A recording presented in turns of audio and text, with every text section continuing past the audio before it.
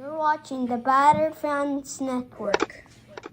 The Herons are back. Beards talking balls, rapping pink and black. Coming live from the 305, it's official tissue. The Battered Fan, Chris and Dan, weekly rocking with you. We talk Messi, Boosie, Jordy, Lucho, the Fat Four, to Ben Cram, Noah, Ruiz, Fred. What more could you ask for? Tighten up and get ready, listen in on the pod. Solana and X in Espanol, just to even the odds. Breakdowns and gas bagging, join the tribe and just vibe. Free 99, don't forget to like and subscribe. Don't hesitate, say what's up, go ahead and come in. No question about it, I'm ready to get hurt again. No question about it, I am ready to get hurt again. Chris, the Herons are back. Welcome everybody to episode number 452 of the Battle Heroes podcast. I'm your host, Daniel Granite. Alongside me, as Mr. KBD. How are you doing, sir? Well, apparently I'm trying to fix my computer here. And one thing I got to bring up is Mr. Krabs saying, I guess I got to watch baseball in the summer now. Well, I mean, tickets are pretty cheap in Miami, so that's a good idea. It's a nice time at the ballpark here in Miami. I think it's a little overblown, the whole calendar thing. I wasn't a fan of it. We talked about it on the MLS show. If you haven't already, check out Battered MLS. We had a full show on it, and we're actually going to come on after this, go on MLS and talk a little more in detail about the whole change in divisions and touch on the calendar a little more. But once a month, we come on here about middle of the month, State of the Herons. We usually have a guest on, but we haven't been on here in about a week. So we figured that we just go on ourselves and talk about the state of the Herons. Yeah, man, it's been a week. It'll be 2 weeks since we've seen them on the pitch by the time they hit the Cincinnati this Saturday. So I guess in just a few words, Chris, state of the Herons, you are a diehard Inter Miami fan. We are in the second round. We're going up at Cincinnati. How are you feeling about Inter Miami at this present moment? Well, I mean, I feel good. I feel like the weather isn't going to be too cool up in Ohio in the middle of the day on a Sunday. And I mean, I haven't seen anything too negative lately, so that makes me feel good. We didn't suffer an injury like NYCFC just did. So that's great. They're taking the L real quick against Philadelphia. Yeah, that sucks. So that's not going to be that good. affects us. Because I thought that NYCFC that does affect us. Chance. I thought they had a chance to be Philadelphia, and I thought, okay, maybe we'll have a home game in the Eastern Conference Finals. But if Philadelphia beats NYCFC and they just lost their best player, Miami, the only chance that they have to play another home game this year is if they make it to the MLS Cup final. If Philadelphia wins against NYCFC. I'm going to give you guys some hard knowledge here. Whoever scores more goals this Sunday wins the game. Not getting any type of breakdown like that anywhere else, I promise you. State of the Herons. My view on this team is we've made it further than we ever have in the playoffs. But we've said that a few times this year. We made it further in Champions Cup. Yeah. We made it further we won Leagues Cup, but we made it further than last year in Leagues Cup. And we made it out of the group in the Club World Cup. So I feel like we've gotten a pat on the back for making progress, but we just haven't been able to get a trophy. And this is the latest example of making it just a little further. Now, that doesn't give us absolutely any hardware. They are in a we need to win type of situation. And going into There's no this participation game, trophies here. Going into this game, even though they ended up with a third match, I think that they outplayed Nashville. I think that they were on a hot streak before they had finally lost to Nashville. I feel pretty good about the Herons as they're presently constructed, whether it be Luis Suarez or Sveti.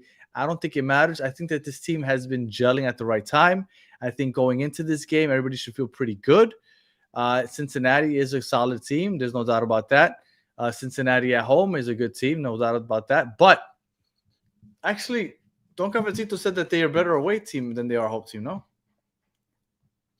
Yes. So they are a better away team than they are a home team. So that's one thing that we have working for us. Now, the other thing that's working for us is, look, I mean, the series against Columbus, I think they only scored 3 goals in total for the 3 games. And I'm just going to look that up real quick because I'm not 100% sure about that. Well, while you do that, so Cincinnati Uh, won 9 home games. They won 11 away games. Cincinnati lost 3 games at home. They only lost 2 away. So if you're just going based off of their statistics on home and away, they're obviously a good team, both home and away, but they were slightly better away than they were home. You can take that for what it's worth. yeah, well, and as far as like FC Cincinnati goes, just looking back at it, FC Cincinnati, when they played up against Columbus Crew, they scored. So I see here they scored 2 goals last game. They scored 0 against them in the second game, and then they scored 1 in the first game. So yeah, I was right. 3 goals over a 3-game span against Columbus Crew. Again, I feel like as long as we got the guys that score more goals, I feel pretty comfortable because I feel like defensively, this is not going to be a good game for either team. Well, Odejano as a left back is going to take a pounding. I'll give you another stat. Of all the playoff teams, the only teams that scored less than Cincinnati during the regular season was NYCFC, because Cincinnati scored 52 goals this year. NYCFC scored 50. And then the only other team below them is Portland, which only scored 41 goals. Obviously, they were a good defensive team. So Cincinnati scored less goals than everybody in the playoffs except for NYCFC and Portland. And Cincinnati isn't necessarily a high-scoring team. They obviously may get their bread and butter is on the defense. They only allowed 40 goals all season long, which puts them at, and I want to mention, 4th best in the league. So Sean is mentioning here, Evander and Brenner, that's all you got to say. Correct. And I'm actually surprised that Brenner hasn't been suspended this game yet for literally pulling his shorts down. I have the video. I mean, I could upload it if you want me to, so I can show it. I haven't put it on Twitter yet, but he literally flashed with his underwear fans in the stands, and Luis Suarez gets suspended for donkey kicking somebody. Yes. You try to injure someone else. Yes. So, but this guy Brenner can pull his shorts down. Mm-hmm. Pull his shorts down. Exposed boxer briefs. Mm-hmm. Sack in the pack. And no problem. Mm-hmm. That's kind of weird. I think you're so weird that you find this weird. This is you grasping at straws. I'm not saying this isn't. Look, I'm just saying after Luis Suarez got suspended, which I get it because he's that guy, Inter Miami literally put out a notice saying, let's keep it a buck, review everything equally for every team. The very next week, this guy pulls his shorts down where you see skin in between his boxers and his shorts. Barely. You still see it, Bobby. His boxers are full-blown shown. How long does he have his shorts down? I haven't seen the video. It was maybe like a second. Okay. Maybe like a second. I mean, I can upload it if you want. So I'm sure the still image looks a lot worse because, like you said, if it's only a second, then I'm sure the still image is worse. No, I have the video. I have the video. YouTube's been killing us so much. Do you really want to put a video up? Yeah, you're right. Yeah, fuck YouTube. I'm sure that'll help us also. But I think that's silly. I think it's silly to say that he should have been suspended. What? So Soccer Daddy brings up a good point. You remove your shirt, that's a yellow. You remove your shorts, it's like what? That's on the house? That's So on the house. you're gonna start crying and hoping that a player gets suspended? Is that what it is now? Is that what Inter Miami has come I'm down just to? saying, You don't believe that the team can beat the other team at full strength? no, we can. All I'm saying is, Didn't he get a keep it a fine? buck. I Didn't he don't get a know. fine? He got a He fine. did. Cincinnati, Okay. Cincinnati people are cheering because they're like donating money to figure out how much he got fined or whatever. Like, I'm just saying, keep it equal here, Bobby. That's all I'm saying. You look. I didn't think this was going to become a topic of conversation on the show, but just to put this to bed, at least on the way I think of it. One thing is going out there and maliciously trying to hurt someone else, trying to maliciously kick someone after you already have a reputation of doing dumb things on the pitch. I feel like you were getting penalized because you do not learn your lesson. That's why I think you're getting penalized, because you do not learn your lesson. So you don't lose your lesson. Here you go again. Whereas in this other person, they were so emotionally excited that they scored a goal that they may have, for a second, as you said, pulled down their shorts a second, pulled it back up. But that was pure excitement. He was happy. He wasn't trying to hurt someone else. I think when you're doing that celebration, it's literally to throw your cojones in everyone's face. Like, I am the cojonu. That's me. I am that guy. And I'm dropping it for all of you to see. That's what I would do. Just me. I don't know. I think you're off on this one. I don't know. I just wanted to bring that up.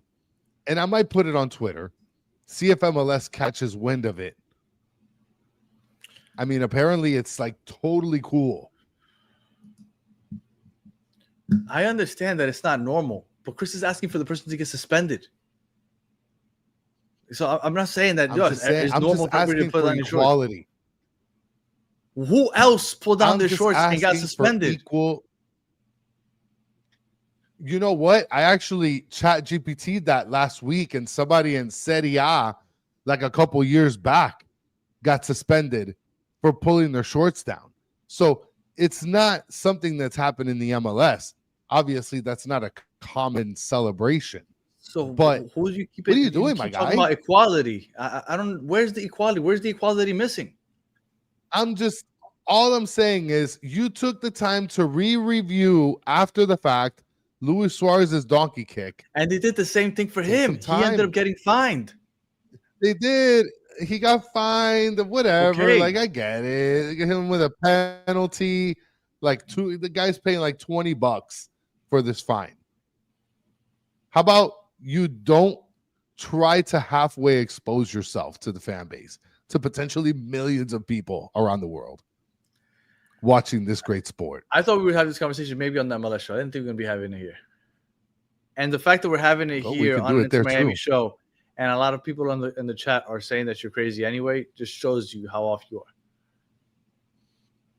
2-week break. Whatever. Do you think that this is good for Miami? I hate it. The 2 weeks off. You hate it, okay? I hate it. I think in sports it's about just consistency and just going and going and going. Like these bye weeks, unless it's like football. Like, I get it with football because it's such a physical sport, like American football. But like with sports like this, I feel like it's got to be go, go, go, go, go. Like, I hate this. Well, you get something like this in the NFL also, but you get it right before the Super Bowl, right? You have that. You have 2 weeks before the Super Bowl, but that's the Super Bowl, right? Like, everybody's hyped up for it. You have 2 weeks to hype it up, to talk about it. Whereas right now, it's after the first round. Now, obviously, it's because of the international break, and this is another positive to the change of calendar, where now the playoffs won't have this randomly thrown in the middle, which is good. Because this is terrible. Imagine being a fan of NYCFC right now, where you just lost your best player, and now you're going into the second round against Philadelphia. Absolutely terrible that happened. And the 2-week break, brutal. But for Miami, I can't imagine that it was too bad. Whereas now they are rested, They are healthier. I think that this is nothing but good for Miami.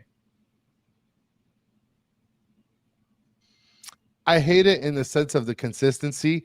I'm okay with it because nobody got injured, but obviously that's looking at it after the fact. We got lucky and then nobody got injured. So let's play ball. We'll fly out like on what? Friday or Saturday and then play on Sunday and ride out with the dub. On Sunday. Forgot that the game's on Sunday. Yes. That sucks. All right. Now I guess it's time to play, right? It's the week of. It's time to play the fun game. Win or loss. If we win, we either travel to Philadelphia, which is what's expected, right? Because now that Alonso Martinez is out, Philadelphia has a much larger chance of winning that game, or we host NYCFC. But the most important part is that Inter Miami would be in the Eastern Conference Finals, one game away from the final. Mhm. If we win there, has Mascherano, making it to the Eastern Conference Finals, has Mascherano locked in his job for next year? I mean, that's a good question because we've already gotten the furthest that we've ever been in franchise history. And but the Eastern Conference Finals, also, it's a big deal. We've made it far in just about everything that we've done. Well, I mean, the Champions, you could have put in a custodian to be the coach and we would have made it that far in the Champions Cup. Like, I don't know how much of a difference Mascherano made in that moment. All right.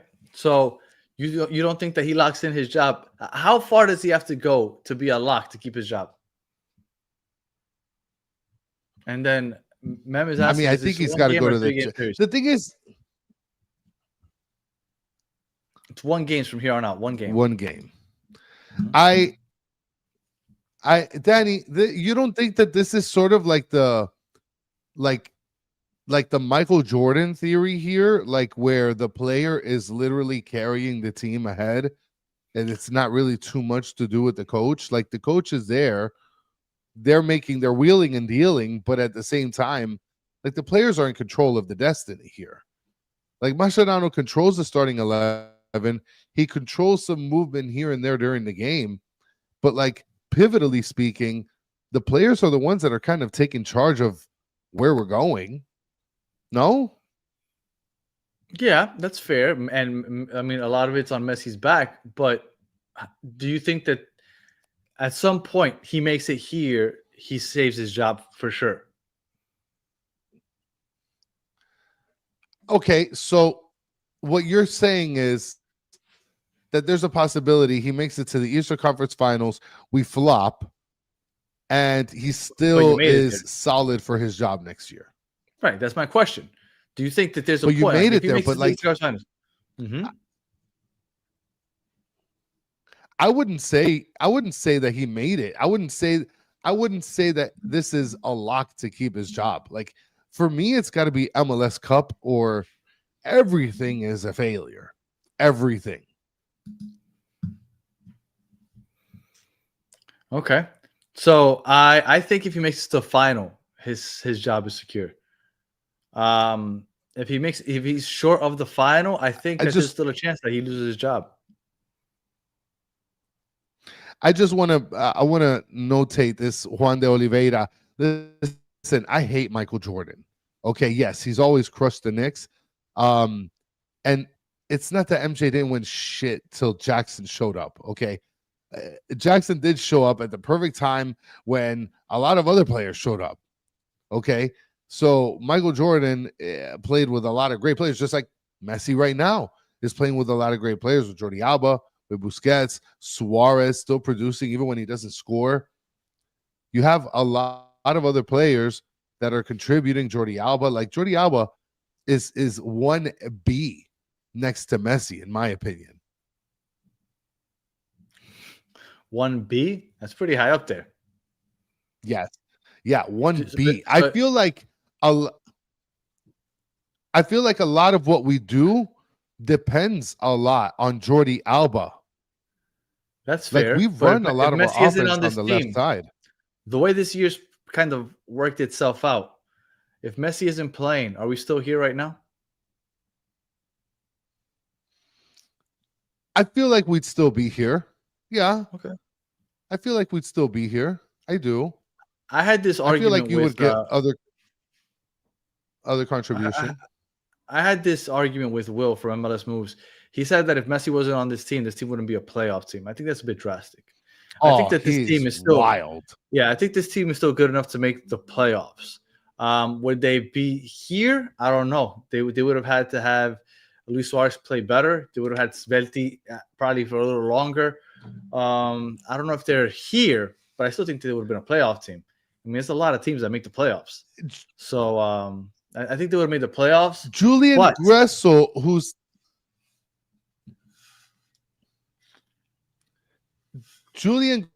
Gressel, who literally is sitting on the bench for Minnesota right now, carried Inter Miami 9 games straight. Julian Gressel, which is a great passer and player, by the way. And Mr. Fact saying 49 goal. You're going to tell me that without Messi, we could. Somebody else would have contributed to those goals. Like, it's not like those 49. Like, it's not like Messi doesn't play and all of a sudden 49 goals disappear and nobody else makes them up. Like, somebody else would have done it. But I don't know if they make it this far. I do think they make the playoffs, though. It wouldn't be at that clip. It wouldn't be at the same clip. No. All right. Calendar change. Obviously, the talk has been about the northern teams and the cold weather and all that stuff. For us, talking just selfishly about us, and again, we'll be on Battered MLS Fans to talk about the MLS as a whole, but strictly talking Miami. How do you feel like this affects us? Because we no longer are going to be cooking out in July in the sun. I mean, this is going to be people in Minnesota right here, right there, that guy. And okay, look, I'll talk to you about that. I saw some guy on the MLS show because I think you guys are overblowing that crap. It could be a little bit overblown. I'm not telling you it's not overblown, but there are people that are posting actual statistics of weather where in January and February, a lot of these northern states, you're talking about playing in you're talking about playing in 30 degree, 20 degree, 10 degree weather. Like, you saw what it looked like when we went to go play Sporting KC. Yeah, exactly. The games are happening at that time of year. That could be a potential multi-gamer. I'm just saying that could be a multi-gamer. You could have yourself a bonanza of snow games in a day. Again, we'll get into that conversation at 10 o'clock. As far as Miami goes. It's not. No, I asked about Miami. I literally said 10 times. I said Miami. Okay. Well, maybe it's because of LA, and I just wanted to talk about how it's going to snow in some of the games. But in Miami's terms, I mean, look, we can finally be able to go to games when it's a little cooler. And selfishly, we're going to be avoiding June and July, right? Which are like the hottest months of the year for us. Yep. So for Miami, we made it out like bandits. What's the weather like in Cincinnati this weekend? Someone's asking. So I'll look that up well, last time I checked, it was 20 degrees and it was snowing last week. Okay. 5 inches of snow last week. So lock in. Was it snowing? Looking really? up the weather in Cincinnati. Right now it's 41. I was on with Jeff.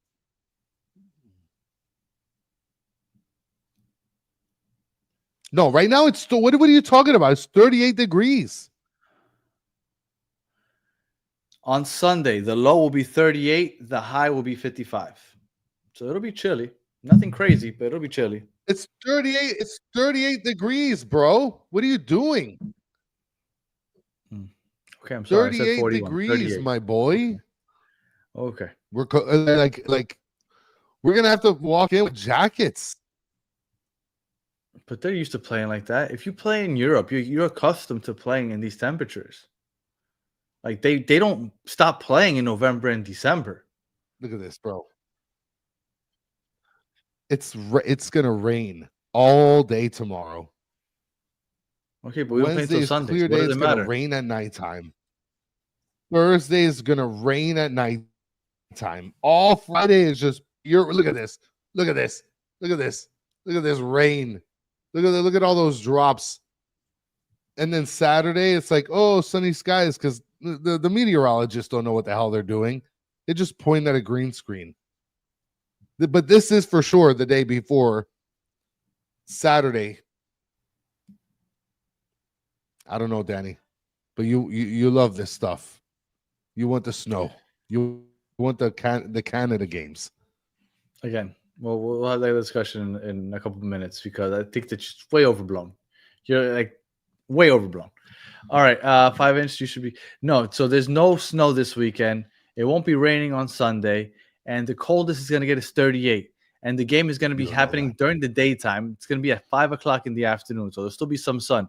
So I'm assuming that when game time starts, it'll be in the mid to low 50s, which is yes, it's nice. It's nice weather. And then by the end of the game, it might be in the mid 40s. Like they'll be fine. It's not that serious. Or it might rain and be 40 something degrees, and the fans are going to suffer, and the players are going to suffer even harder. Well, get used to it because if Miami has a hard time playing in Cincinnati in this weather, 7 days later it'll just be colder in Philadelphia. So it's just they gotta toughen up and not worry about the weather because they're gonna have to deal with it playing into deeper into the playoffs. Yeah, but we hope no matter what in the final if we make it to the final. Well, the good thing is that we host if we make it all the way to the final, which I'm pretty sure we can. And just in terms of affecting us in South Florida, we have it the best, and we're going to be able to avoid the hottest months. So that's always fantastic. And I know you're probably super jealous that Atlanta got a new NWSL team before Miami did. Absolutely, and that's why that's up on the topic. So Atlanta just got a new NWSL team. I don't know why Miami still hasn't gotten one. And now not my understanding. What I believe is that they are waiting for Miami Freedom Park to kind of finish. Like that's the focus. That's the big project. And once that's done, then maybe they can switch their focus to possibly trying to help bring an NWSL team. But we have that team that's starting. I think it's like 2 years. They also have. Was it Denver that's about to have a team in the NWSL starting up soon also. So we need to figure this out because we need a team down to Miami. They told us that was going to happen. I'm still waiting. I haven't heard a peep about it, but definitely want Miami next because Miami is becoming a major hub in the football world. So you need to have them in all the leagues, especially the NWSL with the Women's World Cup coming in 2027. So I definitely think that that's coming, and I'm looking forward to it. But I haven't heard anything, and I'm upset that Atlanta got it first. All right, Chris. Well, dealing with your lag has been it's horrible.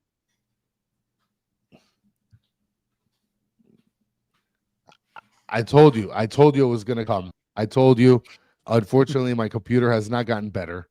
I haven't fixed any of the issues. But this would be the sad part. Sean is saying they would probably keep Chase as NWSL Stadium. That would suck. To get a Miami team and then throw them back to Broward? I've thought about that. Maybe the case. Hopefully not. But I've thought about that. I would hope that they try to get the most out of the Miami Freedom Park. But all right. Any final thoughts there, Chris? I just want to let Boss Daddy know you are right. I don't want to say never watched a Premier League game. I've watched Premier League games, but I'm not like big into other leagues. I don't have like a favorite team or whatever. But yeah, okay, fine. It's cool to play in the snow, but like, I don't know, dude. Like, I don't want to match up with Europe's snobby asses with your schedule. I don't want that. Give us our own thing, and that's it. And Jay Vasquez saying we have Fort Lauderdale United here and they barely draw. Why add another women's team? Support the one that there's here. I'll give you a couple reasons. One, NWSL is the actual #1 league. Two, because it's Fort Lauderdale, not Miami, and I don't give a crap about Fort Lauderdale. and I guess not 3. I just 2 points. Those are my major 2 points. Don't give a crap about Fort Lauderdale. And and by the way, you said they barely draw. Miami FC barely drew, and that didn't stop us from getting an MLS team. Thank goodness, because nobody wanted to watch the USL Miami FC. All of a sudden, Inter Miami came, and you may say that the attendance wasn't great, but it was much better than whatever Miami FC was mustering up. So those are a couple points. Listen, Miami FC got a total of 5 fans, and they're building a brand new stadium in Homestead. Mm-hmm. Shout out to Cringe with the 199 Super Slam here. Says, Chris, my contribution towards your Wi-Fi, your contribution will actually go to the repairman of my computer, which my kids have destroyed with Roblox and all kinds of other garbage. Shout out to you, Cringe. Why do Americans want to be different from the whole world? Chris is one of them. I don't think we want to be. I don't think we want to be different. It's just that we have so many established professional leagues here in the United States that I think that they just want to establish themselves like those, because those are all very profitable. Those are all the top leagues in the world. When it comes to the NBA, it's the top league in basketball. The NFL, obviously football, the top league in baseball, the top league in hockey. So I think because we have the top 4 major team sport leagues in this country, they kind of want to follow those instead of just following the rest of the world. And I think that that's ultimately why. But look, they're starting to change up. They're trying to go with the world, with the calendar and everything.